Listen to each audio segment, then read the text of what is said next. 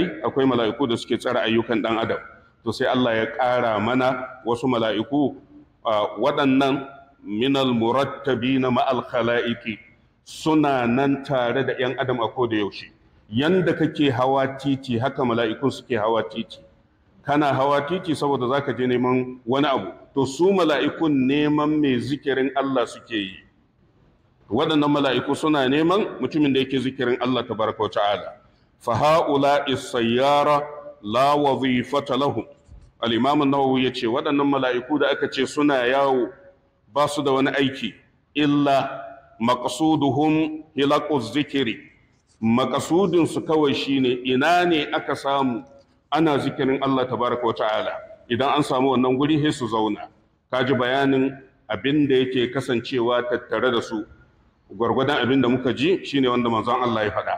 Annabi sallallahu alaihi wasallam ya ce za su zauna a inda ake zikirin Allah, ya bayyana mana kariya da za su ba ma waɗanda ke wannan majalisi saboda su ba da tsaro ga waɗanda ke wannan majalisi. Annabi sallallahu alaihi wasallam ya ce ma min qaumin ijtama'u, babu wasu mutanen da suka haɗu yadhkuruna Allah idan suna zikirin Allah la yuriduna bidhalika illa wajhahu, babu abin da suke nufi face dacewa da fuskar Allah.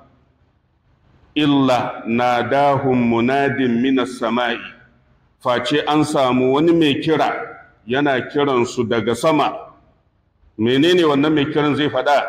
Zai ce qumu maghfuran lakum, ku tashi an gafarta muku. Wato idan kun gama zikirin Allah to tashin da za ku yi an gafarta muku. Kaga kalmar qumu, ku tashi, ya nuna cewar zama suka yi suna wannan zikiri na Allah tabaraka wa ta'ala. Sai wannan mai sanarwa zai ce qad buddilat sayyi'atukum hasanatin, an canza zunubinku gaba ɗaya sun koma lada. Kaga kenan duk sa'ilin da aka gama sallar farilla sai ka zauna kana zikirin Allah. Duk sa'ilin da aka gama sallar farilla sai jama'a suka zauna zikirin Allah tabaraka wa ta'ala, to za a samu wani wanda zai yi kira daga sama. Haka manzon Allah ya faɗa, wannan mai kiran zai ce lokacin da kuka gama kuna tashi ne an gafarta muku, sannan duk yawan zunubinku Allah ya canza ya koma lada.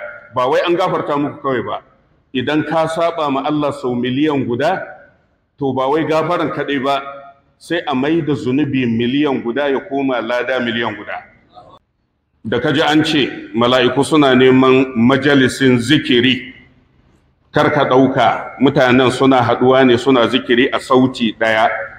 A kowa yana zikirinsa ne a tsarin da manzon Allah ya karantar. Ba wai haɗuwa suke suna zikirin a harshe guda ba.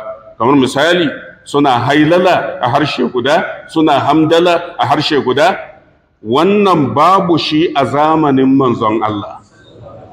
Har annabi ya bar duniya ba a taɓa yin haka ba, ba a san da shi ba.